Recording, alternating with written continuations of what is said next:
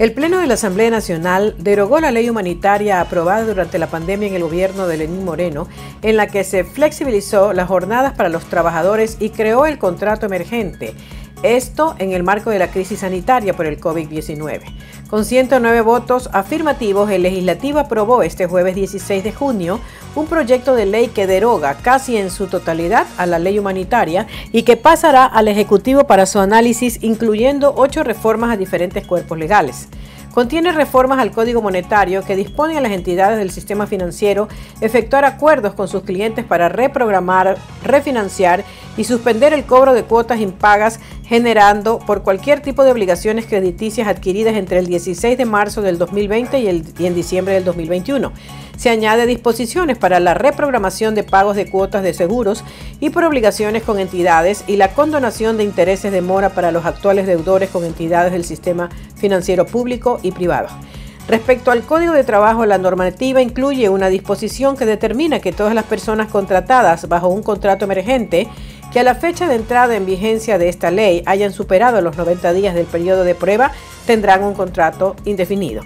Así también establece reformas a la Ley de Servicio Público que incluye beneficios para los médicos que trabajan durante la pandemia y que trabajaron en los peores tiempos de crisis. En las reformas a la Ley para el Fomento Productivo se incorporan normas para los contribuyentes que solicitaron la facilidad de pagos con remisión e incumplieron con una o más cuotas establecidas. Dicha falta de pago no se podrá considerar como incumplida.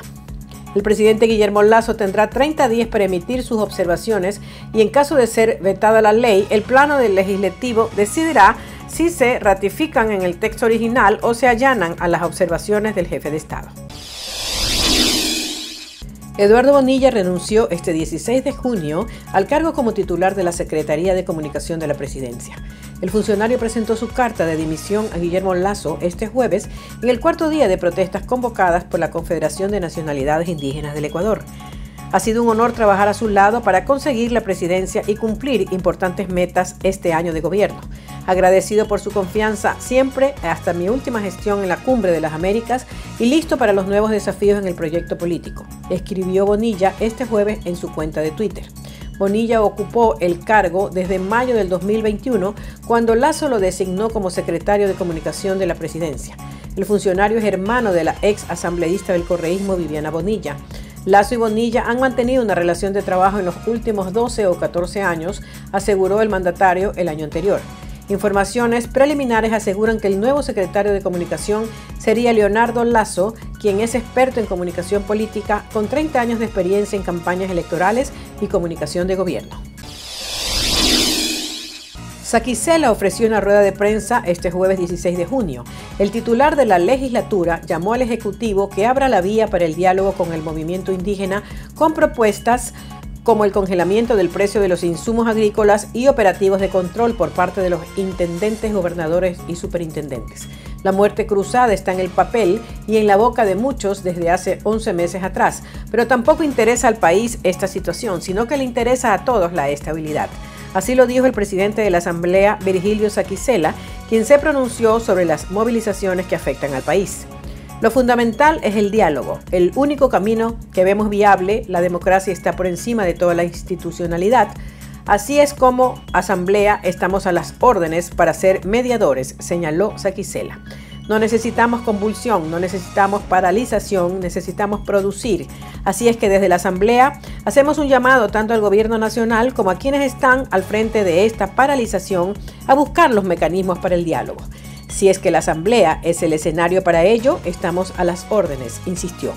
En lo relacionado a la reducción del precio de la gasolina que reclama la CONAIE, dijo que el tema requiere un análisis técnico y que se debe transparentar el destino de los ingresos extraordinarios por la venta del petróleo. El presidente Guillermo Lasso se reunió la mañana del jueves 16 de junio con representantes del sector transportista del Ecuador para entablar puentes de diálogo y evitar que se plieguen al paro nacional que convocó la Confederación de Nacionalidades Indígenas del Ecuador, CONAIE. En el Palacio de Carondelet, el jefe de Estado recibió a los dirigentes gremiales, a quienes les recordó la importancia de no ser parte de la paralización de actividades.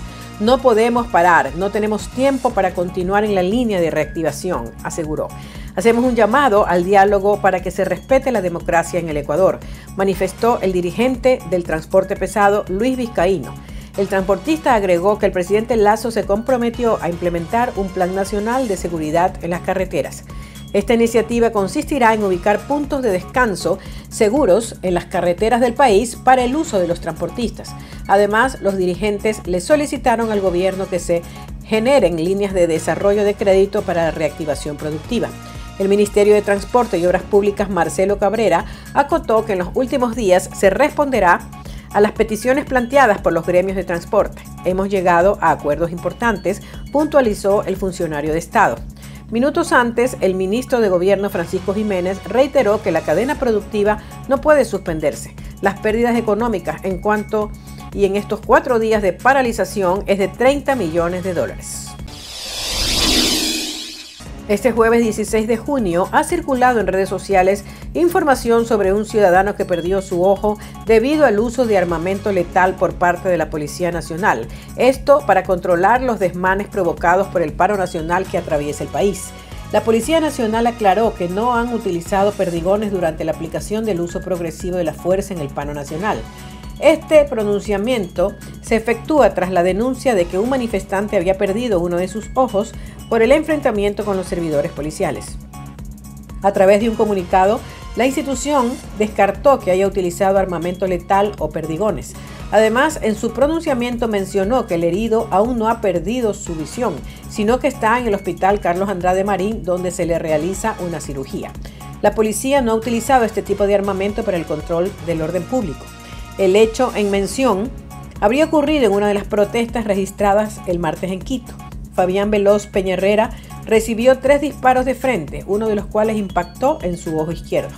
Sobre el paro nacional en Quito, varios manifestantes han empezado actos vandálicos en los que han cerrado vías y atacado a vehículos.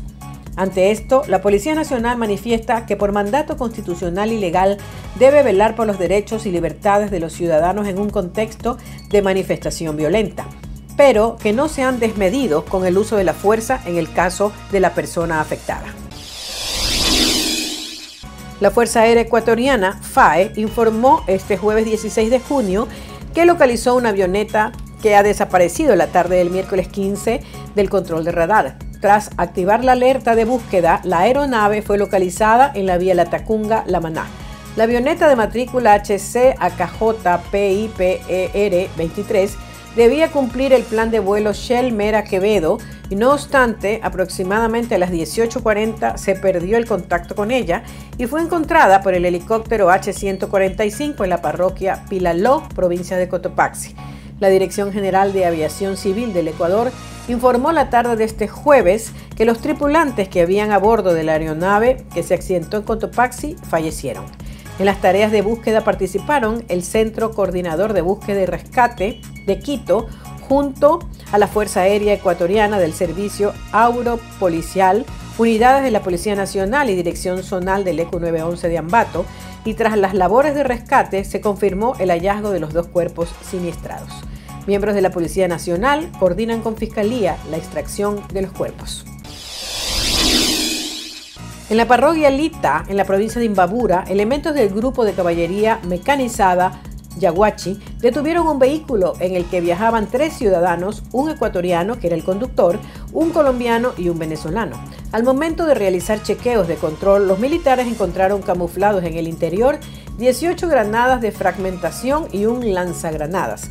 Según información oficial, tanto el arma como las granadas tenían como destino San Lorenzo en Esmeraldas, donde se presume iban a ser enviadas a las fuerzas irregulares que operan en el municipio de Tumaco, en el sur de Colombia. Los ciudadanos detenidos fueron trasladados hacia Ibarra, donde se realizará la audiencia de flagrancia y determinará si serán privados de libertad o recibirán medidas cautelares, indicaron fuentes policiales.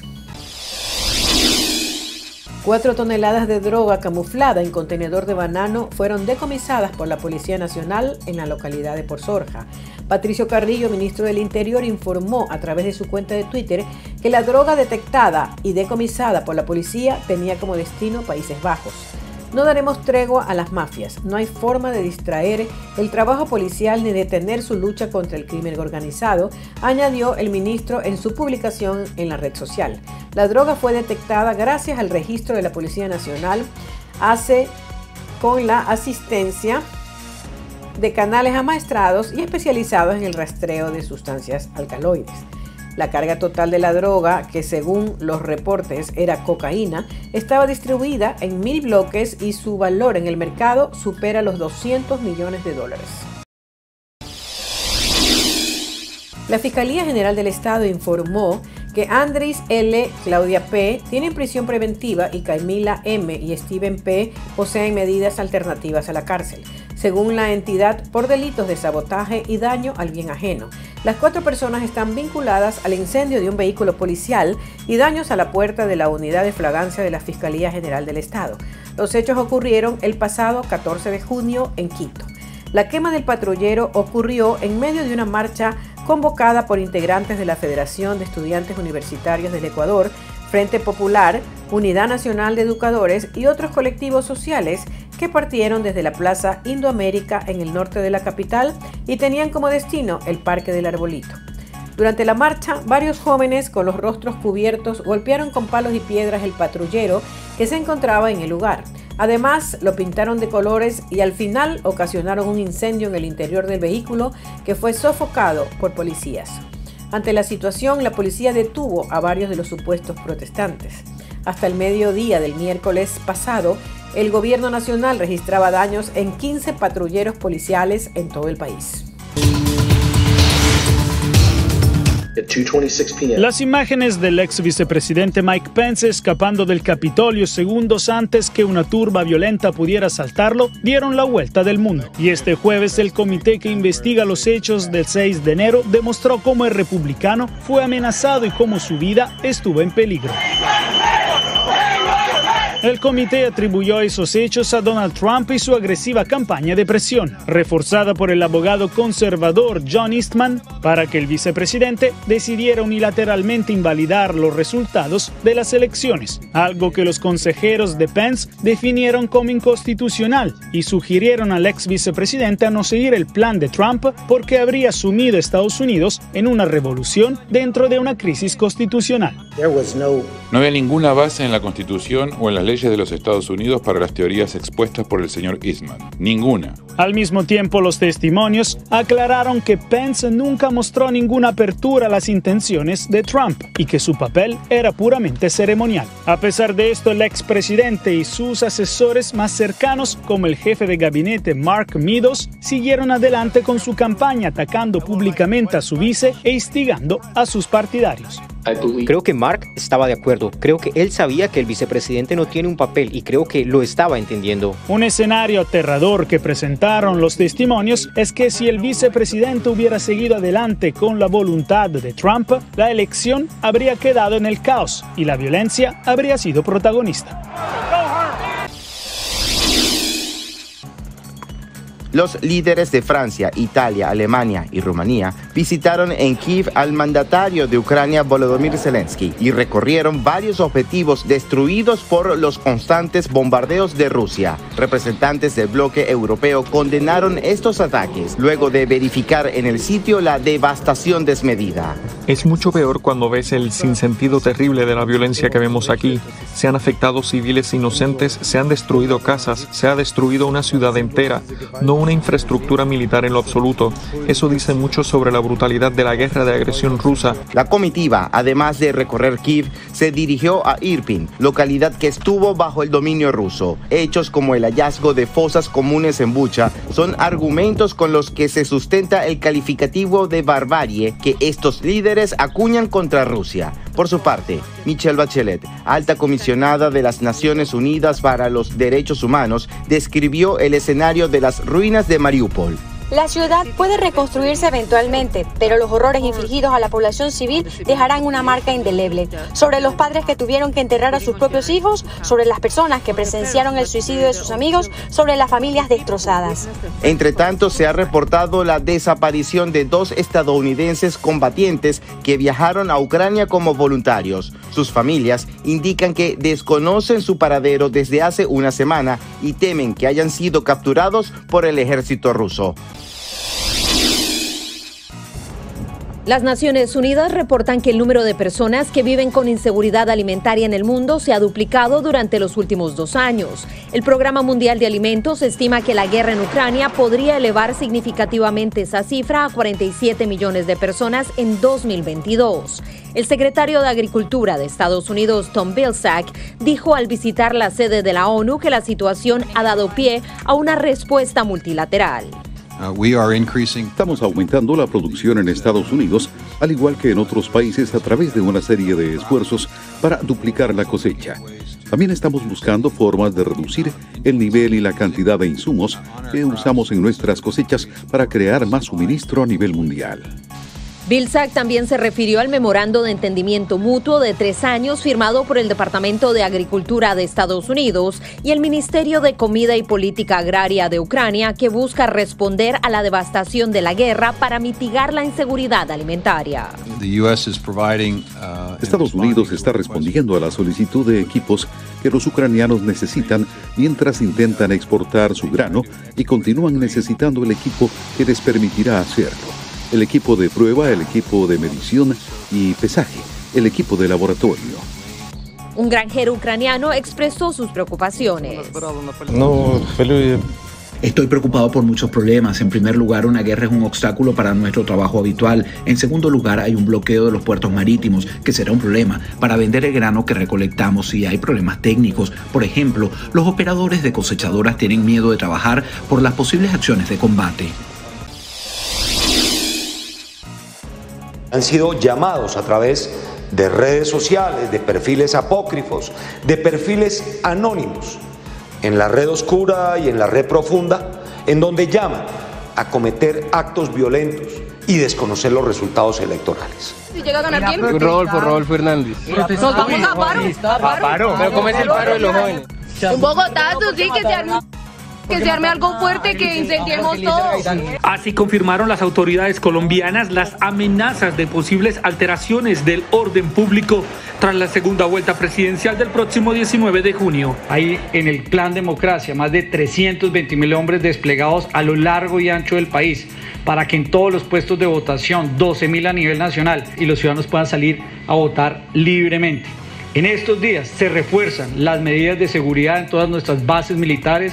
Mientras tanto, desde el 12 de junio, los colombianos radicados en 67 países ya se encuentran ejerciendo su derecho al voto en más de 250 puestos de votación. Llevamos 42.370 sufragantes que se han acercado a nuestros consulados y embajadas. Por fortuna, todo ha transcurrido con absoluta normalidad. Nosotros no vamos a desistir de que se reanude la mesa. Esta ha sido la postura constante del ELN desde que se suspendieron los diálogos de paz con el gobierno de Colombia en 2019. Sin embargo, los ataques armados no han cesado. Solo en 2022, el ELN ha perpetrado 277 atentados contra la población civil y los cuerpos de seguridad, según el Ministerio de la Defensa. Escaló la violencia en estos meses en forma grave y desplazamientos, asesinatos, masacres. Las fuerzas militares de Colombia calculan que el ELN tiene en sus filas a 2.350 combatientes, de los cuales 1.200 se mueven en territorio venezolano. El presidente que llegue va a tener un gran reto. El primero es lograr una real confianza para sentarse a negociar, y la segunda es saber que pueden ser procesos del muy largo plazo. Y ese largo plazo viene dado porque no hay suficientes incentivos para que el ELN deje las armas. El ELN en este momento se encuentra en una fase de fortalecimiento. Ha venido acaparando algunos territorios que el Estado no supo controlar, y ha venido accediendo a mayor número de economías criminales, no solamente dentro de Colombia, sino fuera de Colombia. ¡Rompa fila! No ha sido la mejor ni la peor. Los vínculos entre México y Estados Unidos viven los vaivenes de una relación con profundas discrepancias ideológicas. Los mexicanos muestran posiciones diversas. Me parece muy importante que haya una relación entre México y Estados Unidos, porque compartimos un espacio territorial. El presidente mexicano dice oponerse a la injerencia extranjera, pero su discurso lo pone en duda, al menos sobre el congresista Ted Cruz. Porque yo sí tengo pruebas de que a él le han dado dinero los que están a favor de la fabricación de armas. En esa línea ha cuestionado la falta del apoyo prometido a Centroamérica, pero no a Ucrania. En muy pocos días aprobaron 35 mil millones de dólares los legisladores para la compra de armas a Ucrania. Cuba ha sido otro tema de discordia. Yo quisiera que no hubiera bloqueo, porque eso es violatorio de los derechos humanos. Este analista dice que falta estrategia. Es una relación entre comillas funcional, donde claramente hay conflictos, hay diferencias, hay dificultades en la relación bilateral. Se estima que la reserva salvadoreña de Bitcoin asciende a más de 2.300 criptomonedas, en las que el Estado ha invertido alrededor de $100 millones. Del fideicomiso de Bitcoin.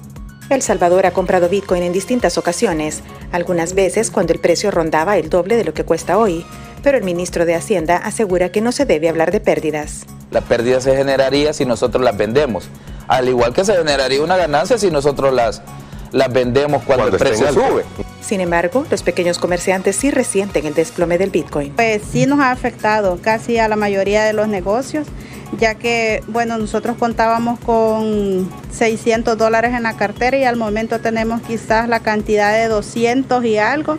Otto Rodríguez, expresidente del Banco Central de Reserva de El Salvador, no es optimista en el tema del Bitcoin. Las tendencias que hay en este momento de subidas de tasas y de salida también, al menos en proyectos pilotos de las monedas virtuales de los bancos centrales, apuntan a que eso va a debilitar un poco más el precio del Bitcoin. Entonces, probablemente, al menos a corto plazo, no se ve que pueda haber una recuperación robusta. Yo creo que a los salvadoreños no les conviene, porque es algo que uno no sabe si va a ganar o va a perder. Y al final creo que va a perder. Aún y con un escenario complejo en la economía salvadoreña, el presidente Bukele sigue apostando al Bitcoin e invierte cuando su precio cae, como en la actualidad. La Policía Federal de Brasil identificó a un pescador como sospechoso de asesinar al periodista británico Dom Phillips y a un experto indigenista en una zona remota del Amazonas brasileño. La policía anunció que Amarildo da Costa de Oliveira, de 41 años, confesó el crimen y llevó a los agentes al lugar donde estaban enterrados los cuerpos. La policía trabaja ahora para confirmar las identidades de los cuerpos y establecer también el motivo del crimen. Tras la designación por parte del gobierno de inspectores secretos en cada centro de salud del país para evitar que el personal sanitario no sustraiga material de los centros de salud para venderlo posteriormente, las reacciones de rechazo por parte de los galenos hacia los procedimientos abiertos durante las últimas 2 semanas no se hicieron esperar. Vamos a seguir cumpliendo con nuestro deber, vamos a seguir dándole el apoyo al pueblo de Venezuela, a los pacientes, cosa que no hace el gobierno, porque el gobierno no cumple con la Constitución de la República Bolivariana de Venezuela y en sus artículos 83, 84 y 85, que es garantizar salud y vida. No dotan los hospitales, los mantienen, digamos que en inanición, lo que hemos definido como un lockout, es decir, cerrado con las puertas abiertas y se mantiene abierto porque ahí está el equipo de salud tratando de resolver los problemas que se nos han presentado. Se llega a los cuerpos de represión del gobierno, a los diferentes departamentos solicitando médicos para llevarlos a hacer declaraciones sobre situaciones que se han presentado. La Fiscalía General, el Ministerio de Salud y la Defensoría del Pueblo acordaron realizar visitas y charlas en los centros sanitarios de todo el país para luchar contra las mafias dedicadas al cobro irregular y el ejercicio ilegal. WorkSafe Labs es una empresa estadounidense que procura que los laboratorios clínicos sean más accesibles, como ha sucedido al menos en 20 lugares diferentes de Estados Unidos. Esta es la cárcel más concurrida de los Estados Unidos. En el condado de Los Ángeles tenían el mismo problema que todos los demás. Necesitaban saber en cuestión de horas, no días, si alguien era COVID positivo o negativo. Y la única forma de hacerlo era poniendo un laboratorio en el estacionamiento de la cárcel. Sitios que en otras circunstancias no podrían acceder a rápidos resultados médicos. un escenario similar al que vive Ucrania, que pasa por una fuerte y clara crisis humanitaria. Aunque nos enfocamos en pruebas de COVID, este equipo se puede usar para la mayoría de las pruebas comunes, como análisis de sangre, para ver el grupo sanguíneo de las personas. También se puede usar para ver qué tipo de infección tienen. Se pueden detectar infecciones del tracto urinario u otras, y puede usarse para diagnósticos más genéricos. Su punto de conexión entre Estados Unidos y Ucrania es The Gorta Group, una organización caritativa inglesa. Los usaremos en el oeste del país, principalmente para el aumento masivo de la población, que se ha movido del este al oeste. Y luego, quizá lo más importante, la cantidad de destrucción que ha tenido lugar en instalaciones del sector salud del país. Los planes de la compañía, según anuncian, es el envío de más unidades móviles a Ucrania, teniendo en cuenta que la Organización Mundial de la Salud ha dicho que las facilidades sanitarias en dicho país están a punto de colapsar. We need to secure our border and fix the immigration system. Con la promesa de garantizar un sistema migratorio accesible y humano, el presidente Joe Biden proclamó junio como el mes nacional de la herencia migratoria en Estados Unidos. Y en Washington, donde una de cada 7 personas es extranjera, la alcaldía, a través del programa Justicia para el Migrante, anuncia un monto sin precedentes para ayudar a esta comunidad. Que este año tiene $3.5 millones para proveer servicios gratuitos legales a cualquier persona de origen inmigrante que necesite de esa ayuda. Y en Washington DC tenemos representación de más de 160 nacionalidades de todo el mundo. Mientras tanto, activistas en Washington buscan que la comunidad conozca a través del teatro la realidad de los migrantes y muestran como referente a Claudia Jones, una periodista y feminista de Trinidad que militó en el Partido Comunista y fue deportada por Estados Unidos en 1955. Es un teatro para provocar que la gente piense. El público sabe cómo resolver la situación, que debemos reunirnos para resolver estas cosas. El problema de inmigración, el problema de vivienda, el problema de alimentación, el problema de falta de trabajo, todo ese tipo de cosas, de los maltratos en los trabajos. Según el último censo del 2020, la población migrante en Estados Unidos superaba los 58 millones.